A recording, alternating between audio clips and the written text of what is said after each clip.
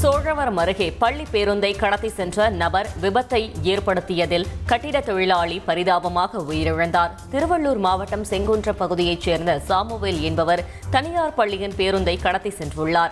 இதுகுறித்து காவல் நிலையத்தில் புகார் அளிக்கப்பட்ட நிலையில் காவலர் சசிகுமார் பேருந்தை மடக்கி சாமுவேலை பிடித்தபோது சாமுவேல் காவலரை தாக்கிவிட்டு தப்பி சென்றுள்ளார். தொடர்ந்து பேருந்துடன் சென்ற சாமுவேல் தாறுமாறாக ஓட்டி சென்றதில் பேருந்து இருசக்கர வாகனத்தின் மீது மோதி விபத்திற்குள்ளானது. இந்த விபத்தில் அசோக்குமார் என்ற கட்டிட தொழிலாளி சம்பவ இடத்திலேயே உயிரிழந்தார். இதனையடுத்து சாமுவேலை போலீசார் கைது செய்தனர். திருவண்ணாமலையில் பெண்கள் மேல்நிலைப் பள்ளி அருகே பள்ளி விடும் நேரத்தில் மின்கம்பம் அமைக்கும் பணியில் மின்வாரிய ஊழியர்கள் ஈடுபட்டதால் பெற்றோர் சாலையில் அமர்ந்து தர்ணாவில் ஈடுபட்டனர். மாணவிகள் வரும் நேரத்தில் விபத்து ஏற்படாதா என கேள்வி எழுப்பி மின்வாரிய ஊழியர்களுடன் பெற்றோர் வாக்குவாதத்திலும் ஈடுபட்டனர்.